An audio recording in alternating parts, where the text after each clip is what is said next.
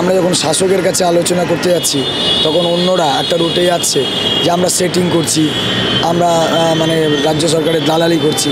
আবার যখন কসবা বা এই ধরনের অভিযানগুলিকে মার খাচ্ছি তখন রাজ্য সরকার বলছে বিজেপি আর তৃণমূলের মানে ইন্ধনে এটা করা হচ্ছে, অথচ আমাদের নামে কত রকমের কেস পড়ে গেল। প্রশাসন মারছে, লাঠি থেকে শুরু করে লাঠি দিয়ে, কি বলবেন?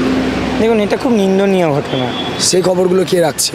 তাহলে আমরা তো সব পক্ষের কাছে ফুটবলের মতো হয়ে যাচ্ছি, সবাই লাথি মারছে, এরকম পরিস্থিতিতে আমরা আছি।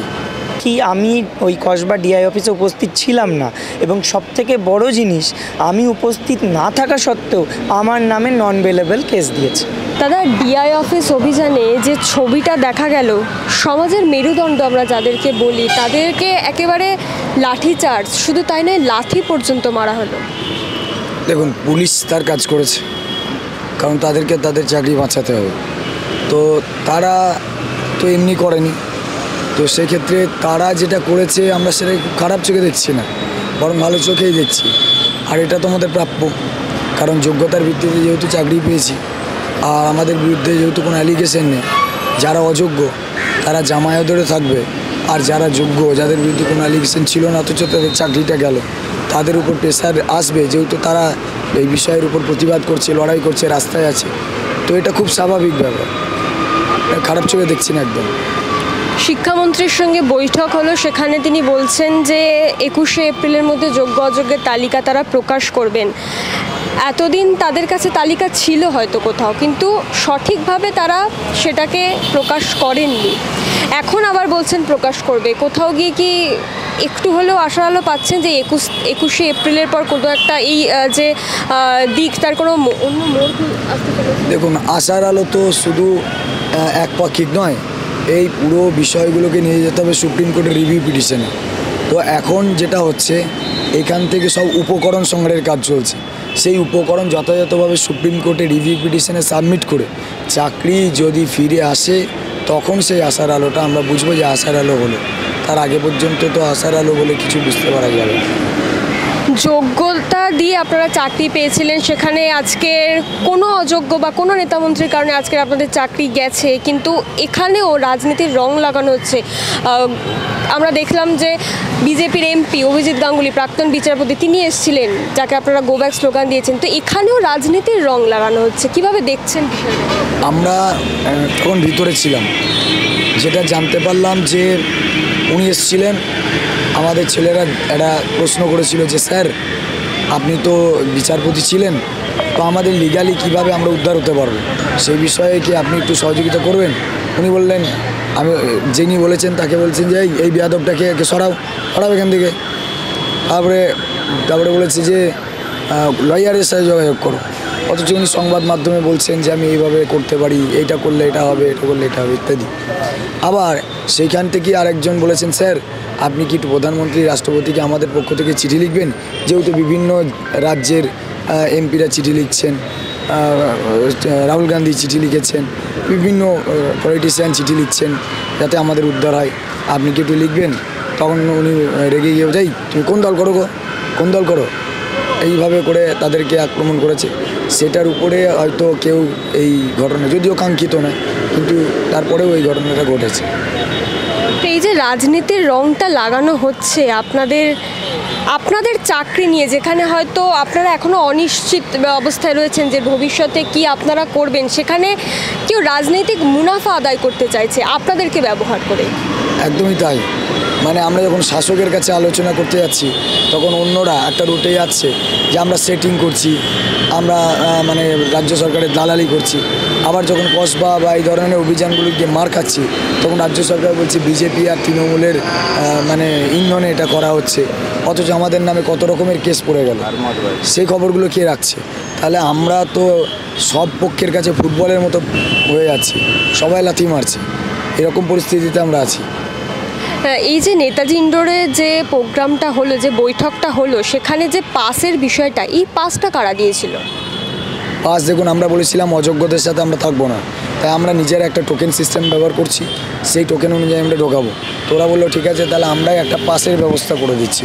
সরকার থেকে বলেছিলেন? হ্যাঁ, সিএম সিকিউরিটির পক্ষ থেকে তারা পাস দিয়েছিল, আমরা আমাদের যারা শিক্ষক শিক্ষিকা তাদেরকে বেছে বেছে সেখানে পাসগুলো দিয়েছিলাম। কিন্তু ওখানে গিয়ে দেখলাম, মানে বাইরে দেখলাম আর একটা অংশ এলো যাদেরকে আমরা সোকল টেন্টেড বলে জানি, তারা তো মারমুখী, তারা জোর করে পাস ছিনিয়ে নিয়ে ভিতরে ঢুকবে। ঢুকেও ছিল কিছুজন, আমাদের পক্ষ থেকে বার করা হয়েছে, এইভাবেই আর কি। শুধু তাই নয়, আমরা দেখেছি যে যারা শিক্ষা সেলে রয়েছে, এছাড়া ওয়েব কুপারের সদস্য, বিভিন্ন কলেজের প্রিন্সিপাল, ভাইস প্রিন্সিপাল, তারা সেখানে উপস্থিত ছিলেন। এগুলো সম্পর্কে প্রাথমিকভাবে আমাদের কোনো ধারণা ছিল না যে কে থাকবে বা না থাকবে। ওখানে গিয়ে আমরা দেখেছি তাদের বলে সব থেকে বড় কথা, আমরা যোগ্য, এই আই কার্ড। আমাদের ছেলেরা সে বিষয়ে প্রতিবাদও করেছিল ওখানে, যে আপনি কি আমাদের পক্ষে শিক্ষক, তাহলে আপনি যোগ্য কেন লিখেছিলেন বা এই পাস কেন গলায় দিয়েছে, প্রতিবাদও করেছে। ওই সঙ্গে সঙ্গেই ওখানে প্রতিবাদ, আপনারা হয়তো সেটা একটা ফুটেজও দেখতে পারেন। এরপর 17 তারিখে শুনানি রয়েছে, তার আগে কি পদক্ষেপ নিতে চাইছেন বা কোনো কর্মসূচি কি রয়েছে? 17 তারিখে actually West Bengal board of secondary এডুকেশনের মিসলেনিয়াস অ্যাপ্লিকেশনের শুনানি। তো এখন আমরা পদক্ষেপ বলতে, আমরা এই আজকে গান্ধী মূর্তিতে এসেছি, কালকে আমরা এসএসসি অভিযান করেছিলাম, 4 দিন ছুটি। এর মাঝখানে আমরা একটু নিজেদের লিগালি বিষয়গুলোকে গুছিয়ে নিতে চাইছি, কারণ শেষ বিচারে তো সুপ্রিম কোর্টে যেতে হবে। তো এখানে বসে একটা চক আউট করে কর্মসূচি কাল থেকে ডিক্লেয়ার করব। তার মানে এখানে বসে থাকবো এমন নয়, এখান থেকেই আমরা সেই কাজগুলো করব।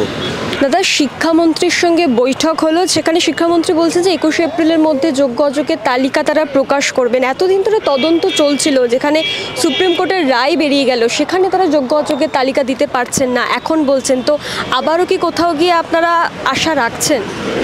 দেখুন, সেগ্রিগেশন লিস্ট একটা মানে ছিল না, যে এটা বড় ভুল। টেন্টেডদের একটা লিস্ট অলরেডি সাবমিটেড, যার বেসিসেই তো সুপ্রিম কোর্টের প্রধান বিচারপতি বলেছেন যে এদের চাকরিটা মানে বাতিলের সাথে সাথে এদেরকে বেতনটা ফেরত দিতে হবে। তাহলে যাদেরকে ফেরত দিতে হবে না তারাই তো আনটেন্টেড, এটা একদম ক্লিয়ারলি বোঝায়। যদিও উনি একটা টার্ম ইউজ করেছেন, নট স্পেসিফিক্যালি টেন্টেড।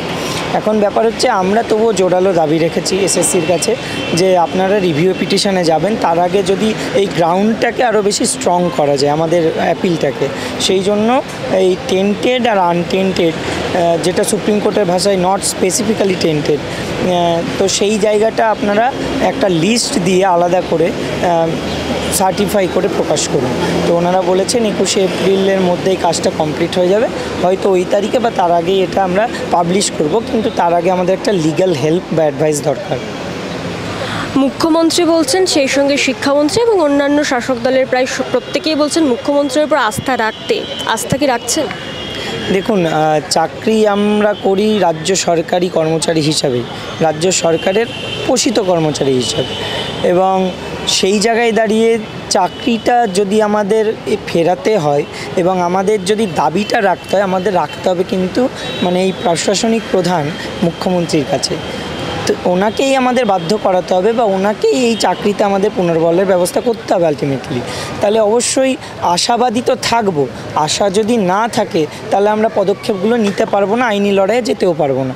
তাই আশা তো রাখবোই যে ন্যায়ের মাধ্যমে আমরা পুনর্বহাল হতে পারবো। সেই জায়গা থেকে দাঁড়িয়ে যা যা দরকার, যা যা দাবি মেটানো দরকার, সেগুলো নিয়ে লিগ্যাল আলোচনা করে তবে আমরা রিভিউয়ের দিকে এগোবো। ডিআই অফিস অভিযান করলেন আপনারা, সেখানে একেবারে নির্মম একটা ছবি, পুলিশের হাতে লাঠি চার্জ থেকে শুরু করে লাথি পর্যন্ত খেতে হলো।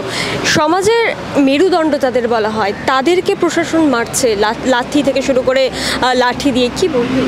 দেখুন, এটা খুব নিন্দনীয় ঘটনা। যেখানে দাঁড়িয়ে মানে শিক্ষক শিক্ষিকারা আজকে তো এমনি সেখানে যায়নি, আর সবার বুকের ভেতরে একটা ক্রোধ, রাগ, এটা স্বাভাবিকভাবেই জন্মেছে যে আমরা কিছু করলাম না, অথচ অন্যের দোষের দায় আজকে আমাদেরকে দোষী করে দেওয়া হলো, আমাদের জীবন বিপন্ন করে দেওয়া হলো, মৃত্যু মুখে ঠেলে দেওয়ার মতো। তো আমি সেই জায়গায় আমার যে ক্রোধ, আমার যে রাগ, সেটাকে মনের মধ্যে তো পুষে রাখছি, সেটার বহিঃপ্রকাশ ঘটতেই পারে। সেটা কিসের মাধ্যমে? আমার চোখ মুখের এক্সপ্রেশনের মাধ্যমে। আমি তো কারোর গায়ে মারছি না বা কোথাও গিয়ে একটা মানে কি বলবো আমরা লাঠি নিয়ে যাইনি, আমরা কিন্তু হাতাহাতিতে মানে এরকম কাউকে গিয়ে চটথাপ্পড় মেরে দিলাম এরকমটা করিনি, বা মানে যেটা বলে যে মানে চোর গুন্ডারা যেভাবে লড়াই করে সেইভাবে আমরা লড়াই করতে যাইনি। হ্যাঁ, আমাদের ডিআই অফিস অভিযান ছিল, সেখানে একটা তালা লাগানোর পরিকল্পনা ছিল এবং সেখানে বসে হয়তো একটা ডেমনস্ট্রেশন ডিআইয়ের কাছে আমাদের কি দাবি দেওয়া, আমাদের চাওয়া পাওয়া কী সব আছে সেইগুলো আলোচনা করা বা তার কাছে সেই প্রশ্নগুলো এবং তার উত্তর চাওয়ার জন্য আমরা গিয়েছিলাম। সেখানে দাঁড়িয়ে আমরা প্রথমেই দেখলাম ওনারা বললেন যে আমরা জানিই না যে ওনারা এখানে আসবেন।